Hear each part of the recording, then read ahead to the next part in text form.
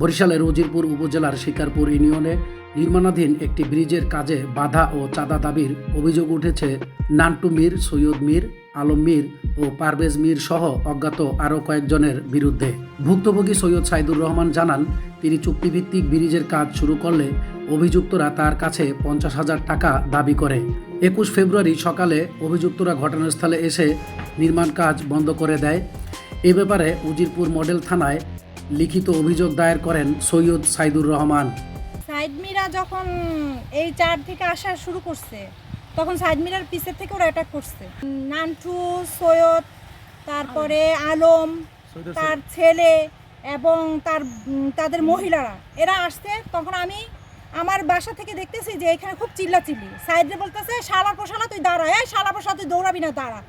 এই কথা বলার পরে সাইদ মিরা তো ওদিকে দৌড় দিচ্ছে, আর সাইদ মিরার পিছন থেকে ওরা ধরছে। আমরা সব দৌড়ে আসছি, আইসা তারপরে আমরা ওই ধাক্কাধাক্কি করে আর কি ছাড়াই দিছি। আওয়ামী লীগ সরকার থাকতে আমাদের রাস্তাটা কাইটা আমাদের হাঁটতে দেয় না, বেড়া দিয়ে। তারপরে আমরা সাইডে বইলা বুঝাইয়া সাইদের ভাই মাইনুলের সাথে আমরা সংযত হয়ে আমরা জায়গা তাদের দিব এই কথা বইলা আমরা এখান থেকে হাঁটা শুরু করছি।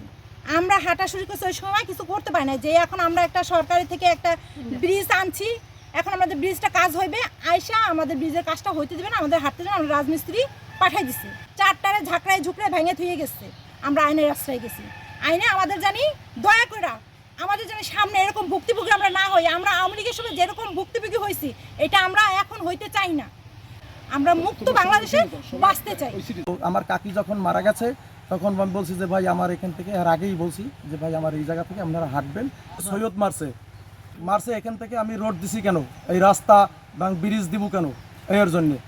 আমি সকালবেলা এই রোড থেকে আসছি, আসার পরে এই চারের গোড়ায় আসার পরে আমার পিছ থেকে অ্যাটাক করছে সৈয়দ, নান্টু, আলম, তার বাইস্তা, এরা মিললে আমারে 5-6 জনে মিললে আমারে আটকাইয়া মারছে। মারার পরে আমি বলতে আছি, কিরা আমারে মারতে আসো কেন? কইতে আছে এখান থেকে হাঁটতে পারবা না, ইউসুফরে হাঁটাইতে পারবা না, সৈয়দ মোহাম্মদ ইউসুফ ওকে হাঁটাইতে পারবা না। আমি বলতেছি না, এই জায়গার মালিক আমি সাইদুর রহমান, আমি জায়গার মালিক। এখন তোর বাবার কোনো সম্পত্তি নাই এখানে, সৈয়দ নান্টু আলমের বাবার কোনো সম্পত্তি এখানে নাই। এরা কিসের বলে দাবি করে? আমার মা যখন অসুস্থ হয়েছে তখন আমার মাকে কিভাবে আমি নেব, মানে চিকিৎসা সেবার জন্য, সে পরিবেশটা ওখানে দেখছিল না। এই সাইদুর রহমান আমারে বলছে, ভাই আপনি আমার জায়গায় দিয়ে যাবেন, আপনারা আমার জায়গায় থেকে হাঁটতে দেবো, আপনি রাস্তা করুন আমার জায়গা দিয়ে। কিন্তু এই রাস্তাটা সাইদুর মানে সম্পূর্ণ না, মাঝখান থেকে আবার আমাগো জমি আছে, ওই জমির বরাবর আমরা রাস্তা করছি। এই যে গাছ কয়টা, এই গাছ হইতে পর্যন্ত সাইদুর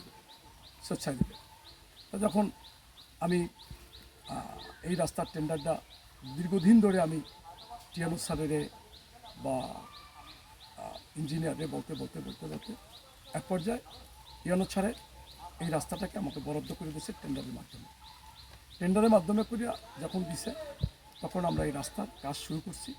রাস্তার কাজ শুরু করায় আজকে পরশু 2 দিন হয়েছে বেশ কাজছে। আজকে সকালবেলা ইয়া সে রাস্তায় কাজ করতে দেবে না, কাজটা করতে দিতেছে না নান্টু, তারপরে সৈয়দ, আলম, মীর, ঠিক আছে। এরা আরও তার সাথে তার ছেলে আছে, সৈয়দের ছেলে আছে পারভেজ, এরা মিললে এখানে আইসে ওরে মারধরের শুরু করছে।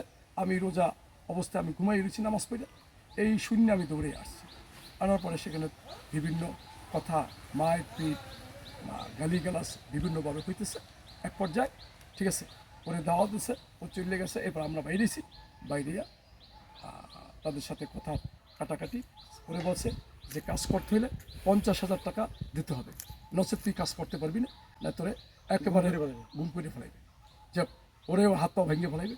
এরপরে আমরা আইনের আশ্রয় গেছি ওসি সাহেবের কাছে। আমরা ওসি সাহেবকে পাই নাই। এরপরে আমরা একটা অভিযোগ লেখে থানায় দিছি। চাই আলমগীর এখানে পরিদর্শন করার পরে সব কিছু ঘটনাস্থল দেখে গেল। দেখার পরে সে বলছে যে আপনার এটা টেন্ডার প্রক্রিয়াধীন কাজ না। আমি কিছু টেন্ডার প্রক্রিয়াধীন কাজ। তখন আমি এই টেন্ডারের কাগজটা তার সামনে আইনা কত টাকার কি বাজেট সব এখানে উল্লিখিত আছে, হ্যাঁ উল্লিখিত থাকায় সে বলছে আচ্ছা ঠিক আছে